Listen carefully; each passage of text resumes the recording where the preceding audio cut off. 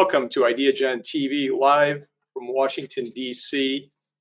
Today I am deeply honored and privileged to have with me Mr. Richard Sandler. Richard, welcome.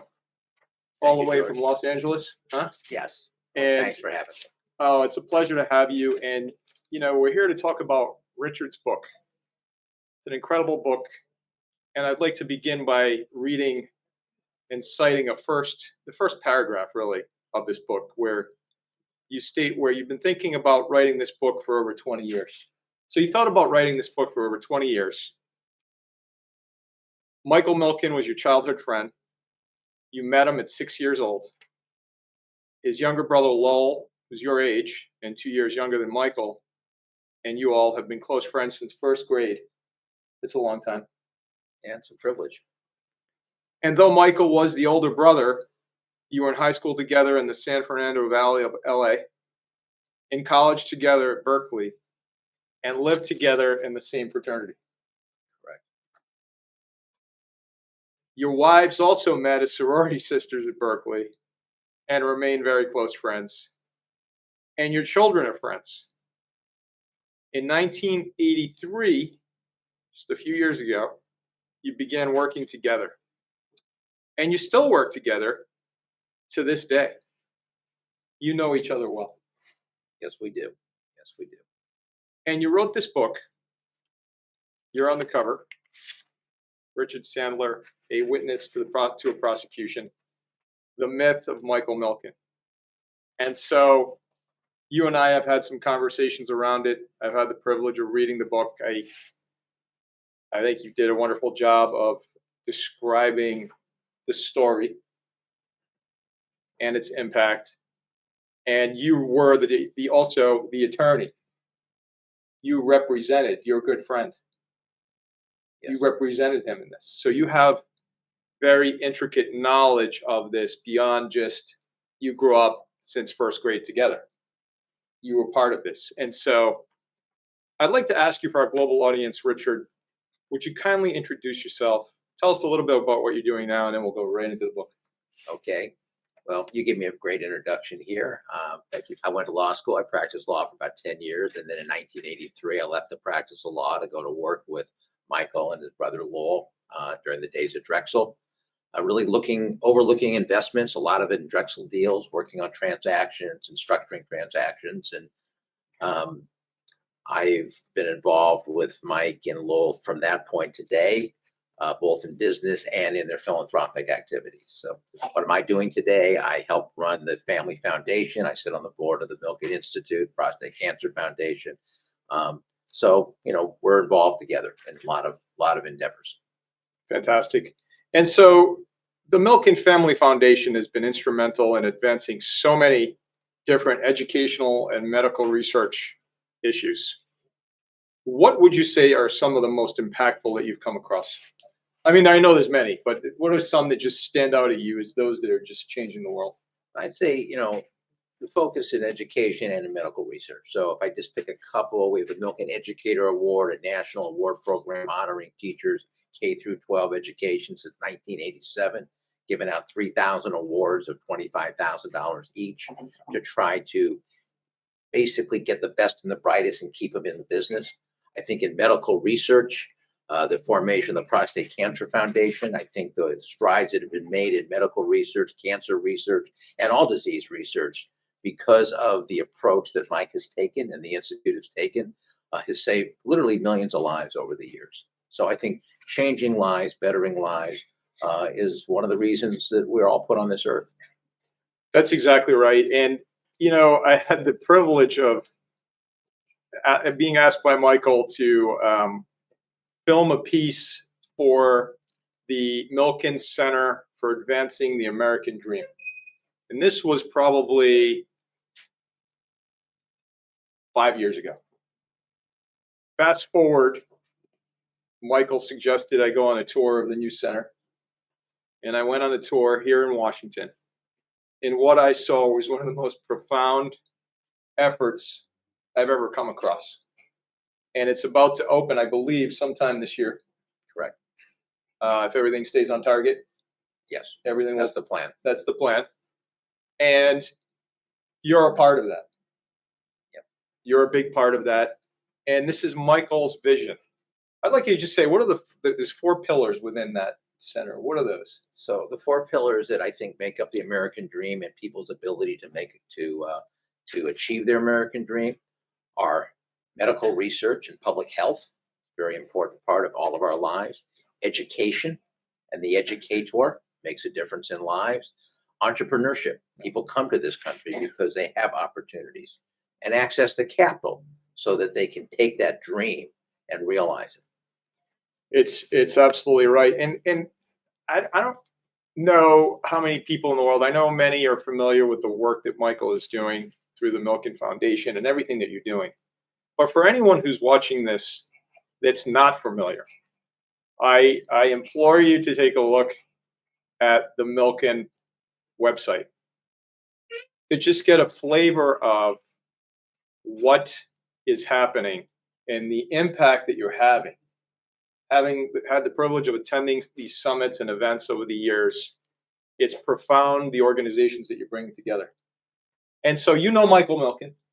You grew up with him, your childhood friends. And so now we look at your book, A Witness to the Prosecution. In this book, you delve into the investigation. We're going back now, pre-Milken Foundation and everything else. You delve into the investigation of Michael and the high-stakes legal battle that followed. Richard, what do you believe were the key misconceptions or misunderstandings that maybe the public, the media, and even the government had about Michael Milken's role in the financial revolution? So I'll just start with the way you introduced the question. You said this predated the Milken Foundation. It actually didn't. I think one of the misconceptions today is that Mike has done so much in philanthropy because of what happened back then. He was doing this before. The foundation was founded years before this happened. The judge who sentenced him even commented how impressed she was on what he had done before any of this happened. But the greatest misconception is that Mike did something really bad. Okay, that he pled guilty. He did plead guilty, certain felonies. He did go to prison. That is a true statement. But the misconception is, and I had the same misconception when this started, if the government comes after you, you must have done something wrong. If you pled guilty, you probably did something worse than what you pled to. And what I learned was the process is so difficult and the power of the government is so great that assumption is not a true assumption. Now, today, we actually hear the terms lawfare, weaponization of the Justice Department. Obviously, the new president, prior president, was subject to a number of indictments himself. And I think people are now realizing that everybody that is targeted by the government doesn't necessarily a criminal. Not that the government does not have the right to go after people that violate the law. But I think the misconception is, and that's one of the reasons I wrote the book, because it keeps getting written over and over again, that Michael Milken was involved in insider trading. Nothing could be farther from the truth. And because of his problems, he is now trying to rebuild his life, and he's gone on with philanthropy for that reason. Again, nothing could be farther from the truth. Mike's no different today than the young guy I grew up with. Okay, he's no different today than the guy who was on the top of the world in the heyday of Drexel Burnham. And that's incredible to hear from you as a guy who has known him since first grade. There's not many people that can state that, right? Right. And, look at the reason that I got involved in this as I was there. We hired experts in this field. Okay. None of us ever dreamed we'd be part of a criminal prosecution. Right. So we went out and hired the lawyers, and I helped organize, work with the lawyers on a day-to-day basis as part of the legal team and what we did. But I learned a lot about the process. And can I just read a quick part from the book that talks about it?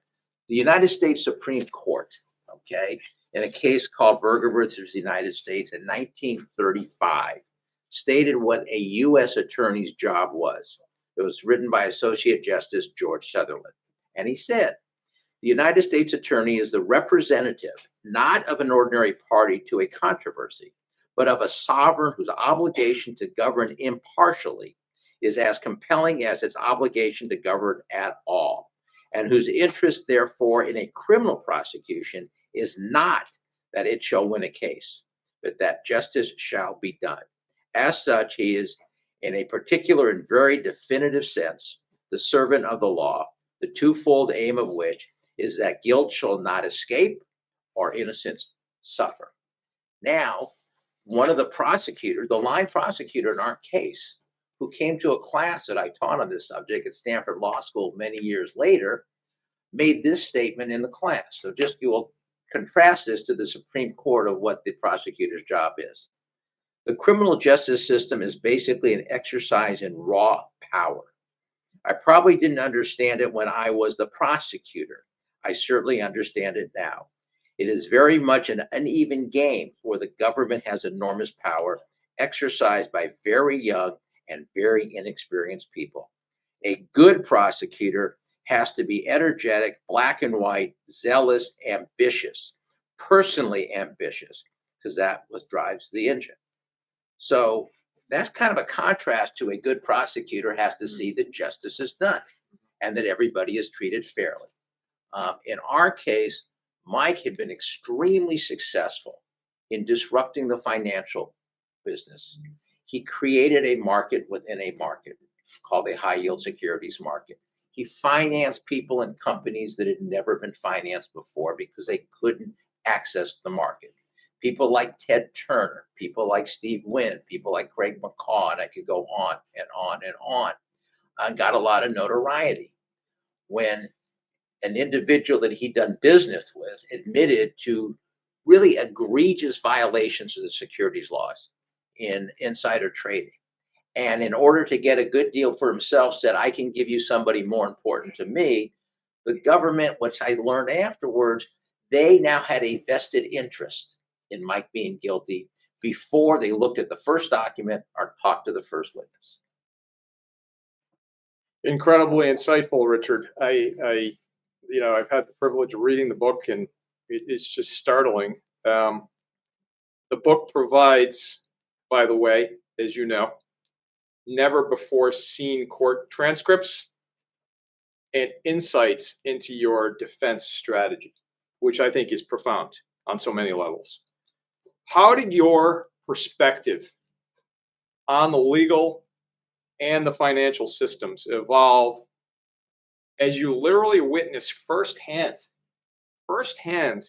your friend, your childhood friend, since first grade, being prosecuted in a process and media frenzy that surrounded Michael Milken's case?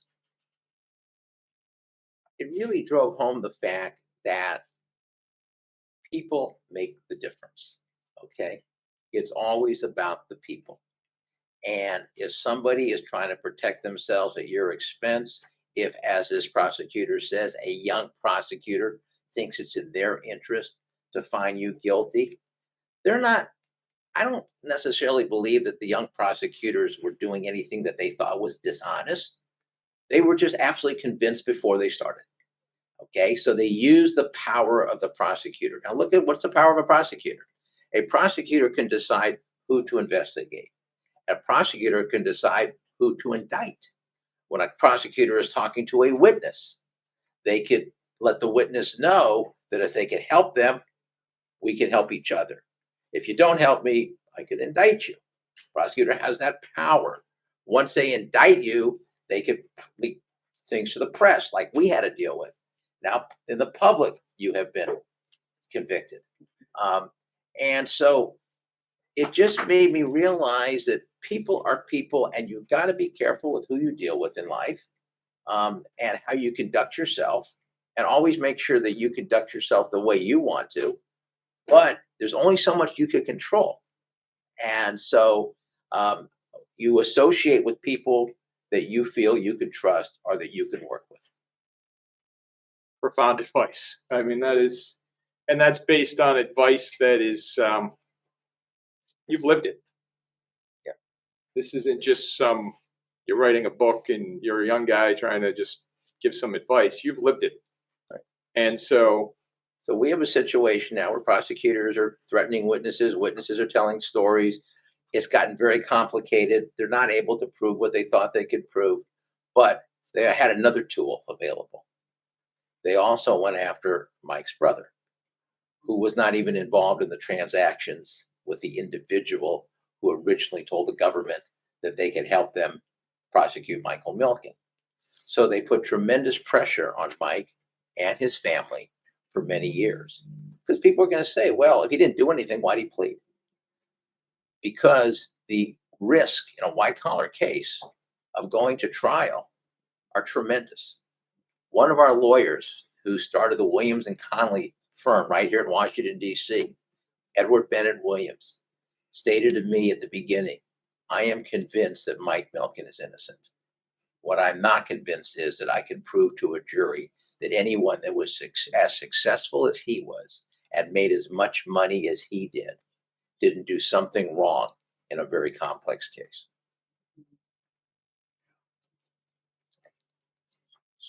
yeah, sometimes there's no words that can describe what you just described and so eloquently. And I know that this is personal for you. I know that this is personal. This is your friend. I mean, I knew who he was before. I know who he is now. I know what he did, and I know what he didn't do. And what he pled to, he did. Except when you read the book, because I go into detail exactly what he pled to. Nothing that he pled to had ever been the subject of a criminal prosecution prior to the time. And I'm pretty confident probably not since that time. But what was really interesting is when we went to be sentenced, the process is you file a sentencing memorandum with the judge, telling the judge why the sentence should be very light.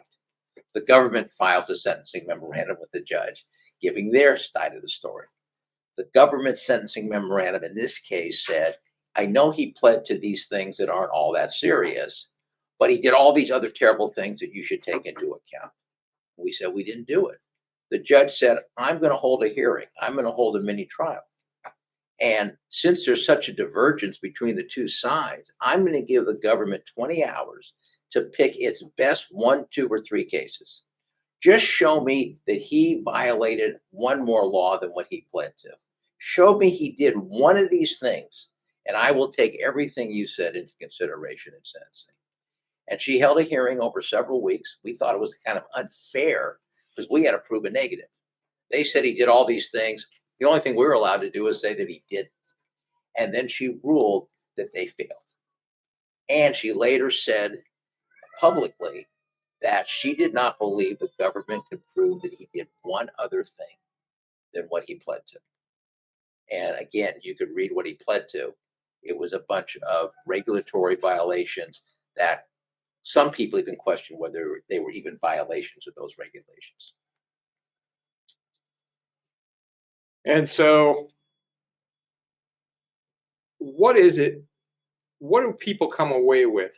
What is it that aha moment? I know the answer. I want to ask you, what do you want folks to come away with from this book, A Witness to the Prosecution? I really want them to come away with actually 3 things, George. One, I want them to know the true Michael Milken story. Who was he? What did he accomplish in finance? Why was he such a disruptor? Why was he so good at what he did? And what kind of person is he? But number 2, I want them to understand, away from Michael Milken, this could happen to you. I want them to understand how the process works and how difficult the process is. And the third thing I want them to see is that no matter what happens to you in life, if you never forget who you are, you can move on and lead a productive life even when life has dealt you a very difficult hand. Look what Mike Milken has accomplished before this happened and since this happened.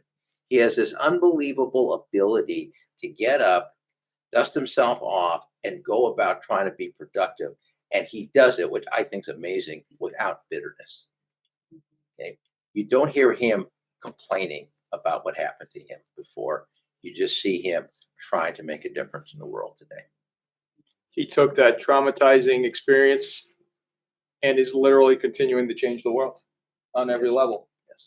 And I think if I may, I think he's able to do it because he has good friends like you. So, well, thank you, George. So I want to salute you in this process, and I want to ask that our global audience take a look at this book, A Witness to the Prosecution of Michael Milken, The Myth of Michael Milken, by Richard Sandler.